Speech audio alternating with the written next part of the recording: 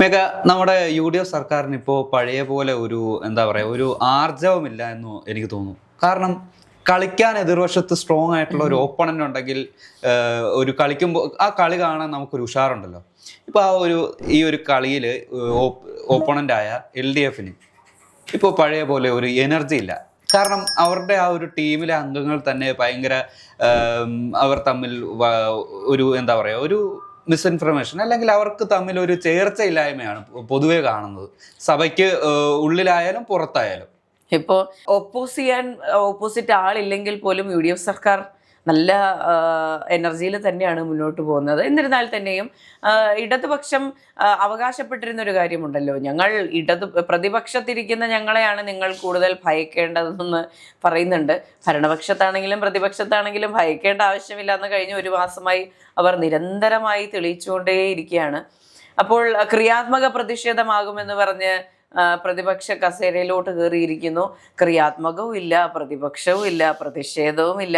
വരുന്നു, ഊക്കുമിടിക്കുന്നു, തിരിച്ചു പോകുന്നു, എണീക്കുന്നു, പറയുന്നു, സ്പീക്കർ അല്ലെങ്കിൽ ഓപ്പോസിറ്റ് ഭരണപക്ഷത്തുള്ള ആരെങ്കിലും മറുപടി കൊടുക്കുന്നു, ഇരിക്കുന്നു. ഇതാണ് ഇപ്പോൾ സഭയിൽ നടന്നുകൊണ്ടിരിക്കുന്നത്.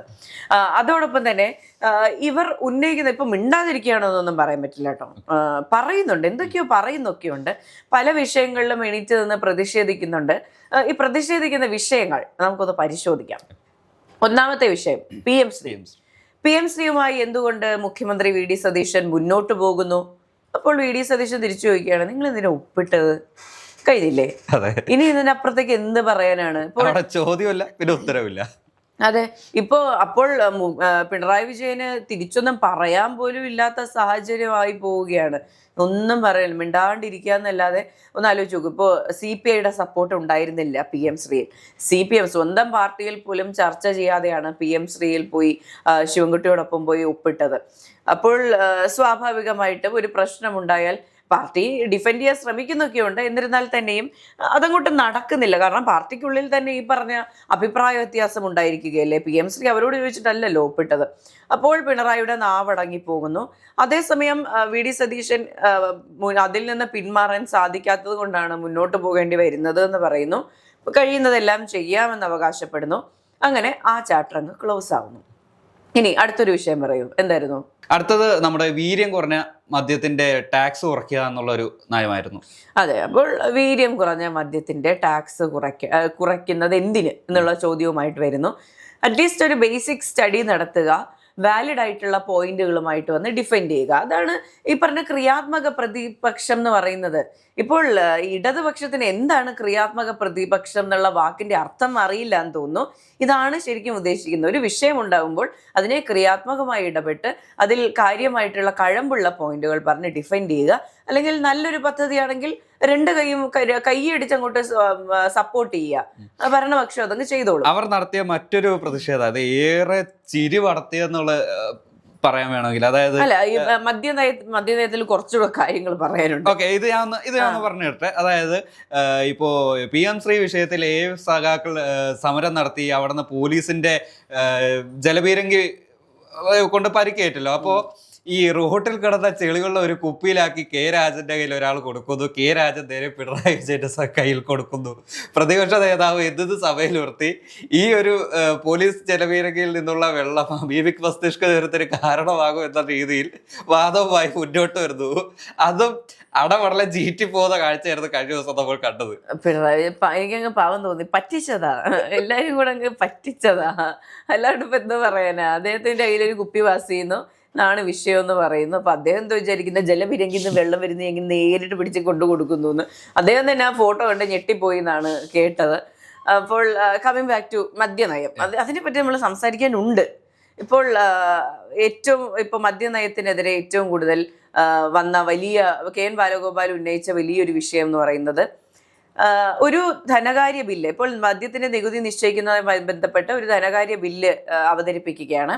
അപ്പൊ KN ബാലഗോപാൽ ചോദിക്കുകയാണ്, അല്ലയോ മുഖ്യമന്ത്രി, എന്താണ് നിങ്ങൾ ഇപ്പോൾ സബ്ജക്ട് കമ്മിറ്റിക്ക് വിടാതെ ഈ പറഞ്ഞ ധനകാര്യ ബില്ല് അവതരിപ്പിക്കുന്നത് എന്നുള്ള ചോദ്യം ഉന്നയിക്കുന്നു.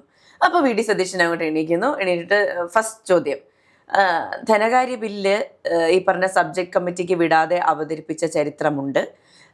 മുൻ ധനകാര്യമന്ത്രിയായിരുന്ന KN ബാലഗോപാൽ അവസാന ബജറ്റ് അവതരിപ്പിച്ചത് അങ്ങനെയായിരുന്നു. ഓക്കെ, KN ബാലഗോപാലിന്റെ വായടഞ്ഞ് അവിടെ ഇരുന്നു. അടുത്ത ചോദ്യം, അടുത്ത കാര്യം, ഈ ധനകാര്യ ബില്ല് സബ്ജക്ട് കമ്മിറ്റിക്ക് വിടാതെ അവതരിപ്പിക്കുകയാണെങ്കിൽ അത് കാര്യോപദേശക സമിതി അംഗീകരിക്കണം. ഈ കാര്യോപദേശക സമിതിക്കകത്ത് ആരൊക്കെ ഉണ്ടായിരുന്നു? നമ്മുടെ മുൻ മുഖ്യമന്ത്രി പിണറായി വിജയൻ ഉണ്ടായിരുന്നു. CPIയുടെ നേതാവായ MLA ആയ K രാജൻ ഉണ്ടായിരുന്നു. ഇവര് രണ്ടുപേരും അതിനകത്ത് മിണ്ടാണ്ടിരുന്ന് ഒന്നും മിണ്ടാതെ തിരിച്ച് സഭയിൽ വന്നപ്പോൾ പെട്ടെന്ന് അങ്ങ് ബോധോദയം ഉണ്ടാവുകയാണ്. അയ്യോ, ധനകാര്യ ബില്ല് അവതരിപ്പിക്കുന്നു എന്നുള്ള ബോധോദയം ഉണ്ടാകുന്നു. അപ്പൊ സ്വാഭാവികമായിട്ടും ആദ്യം ഇത് നിയമസഭയിൽ കാണുമ്പോൾ അണികൾക്ക് തോന്നുന്നത് വാവ്, പിണറായി വിജയൻ സാർ അതിനെ എതിർത്തു എന്നാണ് തോന്നുന്നതെങ്കിൽ അതിനുശേഷം ഈ പറഞ്ഞ അണികൾ ചോദിക്കുകയാണ്, നിങ്ങൾ എന്താ ഞങ്ങളെ മണ്ടന്മാരാക്കുകയാണോ? കാര്യോപദേശക സമിതിക്കകത്ത് ഒന്നാമത് പ്രതിപക്ഷ നേതാവിനെ കണ്ടുപിടിച്ചിട്ടില്ല. അത് എൻറ്റയർലി ഡിഫറെന്റ് ടോപ്പിക് തന്നെയായിട്ട് എടുക്കേണ്ട ഒരു മാറ്ററാണ്. അപ്പോൾ ഇത്രയും ഒരു എന്താ പറയുക, ഹോംവർക്ക് ഇല്ലാതെ, ഒരു പഠനമില്ലാതെ കാര്യങ്ങളെ നോക്കിക്കാണുന്ന ഒരു പ്രതിപക്ഷത്തെയാണ് കാണുന്നത്. വെറും കോമഡി. ഇപ്പോൾ കഴിഞ്ഞ കുറേ വർഷങ്ങൾ നമ്മൾ മാധ്യമ പ്രവർത്തനവുമായി ബന്ധപ്പെട്ട് നിൽക്കുന്നുണ്ടെങ്കിലും ഇത്രയും ഫൺ ആൻഡ് എന്റർടൈനിങ് ആയിട്ടുള്ള നിയമസഭാ സഭാ സമ്മേളനങ്ങൾ നമ്മൾ കണ്ടിട്ടില്ല. അത്രയും രസമാണ്. എന്തായാലും ഒരു സമ്മേളനം കഴിയുമ്പോൾ, ഒരു ദിവസത്തെ മീറ്റിംഗ് കഴിയുമ്പോൾ നമുക്ക് ഉറപ്പാണ് അതിൽ ചിരിക്കാൻ കുറെ കണ്ടന്റ് ഉണ്ടാകും. ഒന്നിൽ മുഴുവൻ നേരം കണ്ടുകൊണ്ടിരിക്കുക, അല്ലെങ്കിൽ അതിനുശേഷം വരുന്ന റീലുകൾ കണ്ടാൽ കൃത്യമായിട്ട് വ്യക്തമാകും. ഈ പറയുന്ന പാലക്കാട് നിന്ന് നമ്മുടെ രമേശ് പിഷാരടിയുടെ ഡോക്ക് പിടിക്കുന്നു, അത് കഴിഞ്ഞിട്ട് ഇവിടെ എറണാകുളം ജില്ലയിലെ VP സജീന്ദ്രന്റെ വായിന്ന് കേൾക്കുന്നു, ഈ പറവൂരിൽ നിന്നുള്ള മുഖ്യമന്ത്രി VD സതീശന്റെ വായിന്ന് കേൾക്കുന്നു.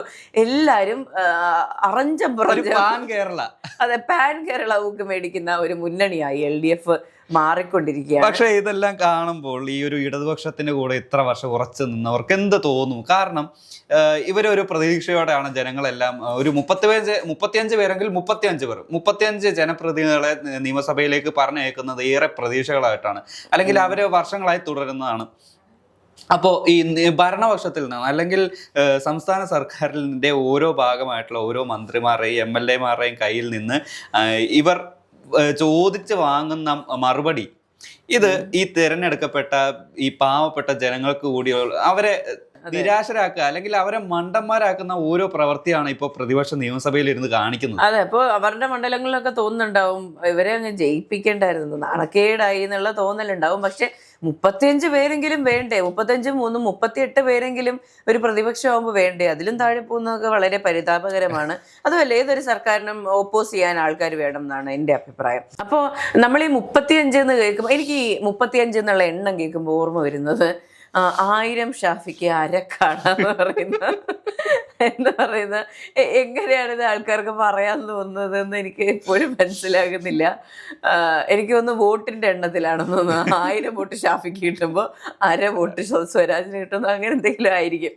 അപ്പോൾ എല്ലാവരും വിചാരിച്ചിരുന്ന ഈ 35 MLA പറഞ്ഞാൽ തീ പോലെ കത്തും എന്നാണ്. പക്ഷെ ഈ പറഞ്ഞ LDF മുന്നണിക്കകത്ത് തന്നെ CPM-ഉം CPI-യും തല്ലൂടി തീർന്നിട്ടില്ല. നേരത്തെ നിങ്ങളുടെ മുഖ്യമന്ത്രി ആരാണ് എന്ന് ചോദിച്ചുകൊണ്ടിരുന്ന ഇടതുപക്ഷം തിരിച്ച് പലരും, ഇപ്പോൾ VD സതീശന് ചോദിക്കാൻ സമയമില്ലാത്തതുകൊണ്ടാണെന്ന് തോന്നുന്നു, ചോദിക്കും, ഉറപ്പായിട്ടും ചോദിക്കും, ഉപനേതാവ് ആരാണ്, ഉപപ്രതിപക്ഷ നേതാവ് ആരാണെന്ന്. CPI-ക്ക് ഈ പറഞ്ഞ എല്ലാവിധ ദേ ഡിസേർവ് ദാറ്റ് സീറ്റ്, അവരത് അർഹിക്കുന്നുണ്ട്. ചോദിച്ചിട്ടുണ്ടെങ്കിൽ അത് അർഹിക്കുന്നുണ്ട്, പക്ഷെ അത് കൊടുക്കാൻ അങ്ങോട്ട് തയ്യാറാകുന്നില്ല. അതെ, ഈ ഇപ്പോ പരമ്പരാഗതമായി തുടർന്ന് വന്നിരുന്ന കീഴ്വഴക്കം അല്ലെങ്കിൽ ഒരു ചട്ടമില്ലായ്മ എന്നെല്ലാം ചൂണ്ടിക്കാണിച്ച് മുടന്ന ന്യായം പറയുമെങ്കിലും ഈ ഒരു മുന്നണിയിൽ ഒരു സ്ട്രോങ് ആയിട്ടുള്ള ഒരു ബോണ്ടിങ് വരണമെങ്കിൽ CPIക്ക് ഈ ഒരു സീറ്റ് നൽകി ഒരു ജസ്റ്റ് ഒരു 5 വർഷം ഒന്ന് ജസ്റ്റ് ഒന്ന് പരീക്ഷിച്ചു നോക്കി അത് വിജയകരമാകുമെങ്കിൽ ഇനിയുള്ള വർഷങ്ങളിൽ ഇതുപോലെ സീറ്റ് അങ്ങോട്ടും ഇങ്ങോട്ടും വെച്ച് മാറി നമുക്ക് ഡിവൈഡ് ചെയ്ത് പോവാന്നല്ലേ. അതെ, ഇപ്പോൾ CPIയുടെ കാര്യം എടുത്തു നോക്കുകയാണെങ്കിൽ LDF സർക്കാരിന്റെ കാലത്ത് ചെയ്ത പല കാര്യങ്ങളും CPI-യുമായി ചർച്ച ചെയ്തിട്ടില്ല. അപ്പോൾ CPIക്ക് സ്വാഭാവികമായിട്ടും മുന്നണിയോടൊരു അതൃപ്തിയുണ്ട്. പക്ഷെ അവർക്കൊരു ഡിഗ്നിറ്റിയും അവർക്കൊരു മോറൽ വാല്യൂവിന്റെ കൂടുതലും ഒക്കെ ഉള്ളത് കൊണ്ട് അലമ്പുണ്ടാക്കുന്നില്ല എന്ന് മാത്രം, പ്രശ്നങ്ങൾ ഉണ്ടാക്കുന്നില്ല എന്നല്ലാതെ അവർ അസംതൃപ്തരാണ്. ഇപ്പോ CPM-നെ വെച്ച് നോക്കുകയാണെങ്കിൽ വളരെ എണ്ണത്തിൽ കുറഞ്ഞ സീറ്റുകളിലാണ് മത്സരിച്ചത്. ഇപ്പോൾ percentage of success rate percentage എടുക്കുകയാണെങ്കിൽ പോയിന്റ് ശതമാനങ്ങൾക്ക് CPI ആണ് മുന്നിട്ട് നിൽക്കുന്നത്. അപ്പോൾ സീറ്റുകളുടെ എണ്ണത്തിൽ കുറവുണ്ടായിരുന്നു. അപ്പോൾ CPI അത് അർഹിക്കുന്നുണ്ട്. അത് കൊടുക്കാനുള്ള മടി ഇപ്പോൾ CPM അവരെ ഒരു തങ്ങൾക്ക് താഴെ കാണുന്ന ഒരു പാർട്ടിയായി കാണുന്നത് കൊണ്ടാവാം. ഒരു മൂപ്പിളമ പ്രശ്നമാണ്. അതായത് ഈ LDF മുന്നണിയിലെ ഒരു വലിയേട്ടൻ ചമയലാണ് CPMന്റെ അമരത്താരാണ് MV ഗോവിന്ദനും പിണറായി വിജയനും. ഇവരെ കഴിഞ്ഞ് മറ്റാരുമുള്ളൂ. അപ്പോൾ ഇവർ തീരുമാനിക്കും ഈ CPIക്ക് ഇതുപോലെ ഒരു ചെറിയൊരു എല്ലാം കഷ്ണം ഇട്ട് കൊടുക്കണോ വേണ്ടയോ എന്ന് ഇവർ തന്നെ തീരുമാനിക്കും. ഇവർക്ക് താല്പര്യമില്ലാത്തടത്തോളം കാലം ഒരു അണികൾക്ക് ഒരു വാക്ക് പോലും പറയാൻ പറ്റില്ല. ഇത് ചോദിക്കാൻ അവകാശപ്പെട്ട ബിനോയ് വിശ്വം പോലും ഒരു താണൊക്കെയാണ് ചോദിക്കുന്നത്. സ്റ്റേണായിട്ട് ചോദിക്കാൻ അല്ലെങ്കിൽ നട്ടല് നിവർത്തി ചോദിക്കാൻ ബിനോയ് വിശ്വം ഇതുവരെയായിട്ടും ശ്രമിച്ചിട്ടില്ല എന്നുള്ളതാണ് മറ്റൊരു വസ്തുത.